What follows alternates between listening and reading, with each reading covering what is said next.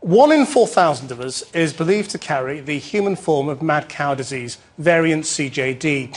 But Channel 4 News has learned that the first blood tests are being carried out on patients suspected of having the disease. Scientists hope to one day screen the nation's blood supply to stop VCJD spreading. Our health and social care correspondent, Victoria Macdonald, has this exclusive report, which does contain images some viewers may find distressing. It was an image transmitted worldwide, the cow falling over, unable to stand up. Infected, it turned out, with BSE, because it had been fed contaminated beef offal. That was in the 80s. Less than a decade later, it emerged in humans, mainly young people.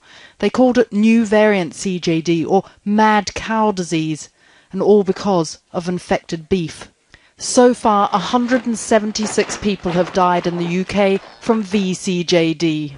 The problem has always been that nobody really knows how many people are carrying the disease. The best estimate is about 15,000 in the UK, and that's taken from tonsil samples. What has always been needed is a blood test to screen the population. And indeed, last February, Professor John Collinge at the Medical Research Council's Prion unit in London announced they were working on one. Now Channel 4 News has learned that for the first time, this blood test is being offered to patients suspected of having VCJD. We've recently offered this test to UK neurologists and indeed colleagues around the world are sending us samples from patients in which variant CJD is a possibility in the diagnosis. So we're beginning to evaluate the test actually in clinical service. At the same time, we have learned the unit has now begun screening blood donated by the American Red Cross, where they have low levels of exposure to BSE. This is to show whether the test produces too many false positives, that is, saying the patient has the disease when they don't. If we find that those results are satisfactory and we're not seeing false positive results, then I think the next stage we'd like to do is to screen 50,000 UK blood donors entirely anonymously. And that, if that gives us a very different result than screening the US blood donors, then that would indicate that there is a significant infection in the UK population. But not only does this raise the possibility of screening all blood donors, it could mean early diagnosis, something welcomed by Christine Lord, whose son Andrew died in 2007 from VCJD at the age of just 24. If he'd had the test when he was first started to become ill, he could have had more holidays, he could have spent time with the family. There was a lot more things that we could do. For many, many months he was being diagnosed as having depression, anxiety. Many victims have ended up being sectioned for months. And can you imagine being sectioned in a mental institution when actually you need to be at home with your family? Frank Dobson, a former health secretary, is now calling on the government to give its backing to any research needed to further develop the blood test. If they're right, there are about 15,000 people carrying CJD. They don't know they're carrying it. We don't know they're carrying it. If any of them volunteer to give blood, nobody can test them. And we don't know whether the 15,000 is an exaggeration or a gross underestimate.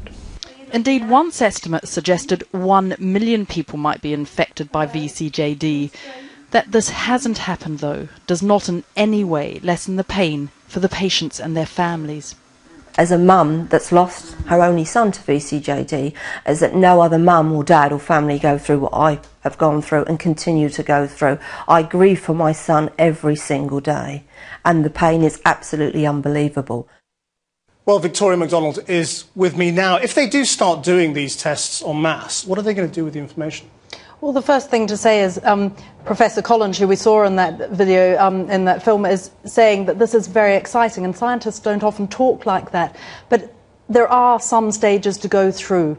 Now, my understanding is that the Department of Health has been discussing the implications of this, of mass screening of the blood, and they are looking at telling patients if it is found that they are carriers. Now, the problem with this is twofold. One, there is no cure yet. But two, you don't know what the person will do with that information, whether they will, and also whether they will go on to develop the disease. They may just carry on being a carrier, as it were. However, there is precedent for this, of course, with HIV in the days when there wasn't much to offer patients who were told they had that. And so there are thousands of people wandering around at the moment with no idea that they've got this. Absolutely. And they may never develop symptoms. Yes, well, they don't know. We don't know how this disease is going to develop in the future. That's always been the problem with it. At the moment, the blood supply is leukodepleted. The white cells are taken out because that's where lots of the prions are. But what we know now is that that isn't enough. So this blood test would give a much safer blood supply if you could tell who has this and stop them from giving blood or donating organs or even surgical instruments being used. Victoria Macdonald.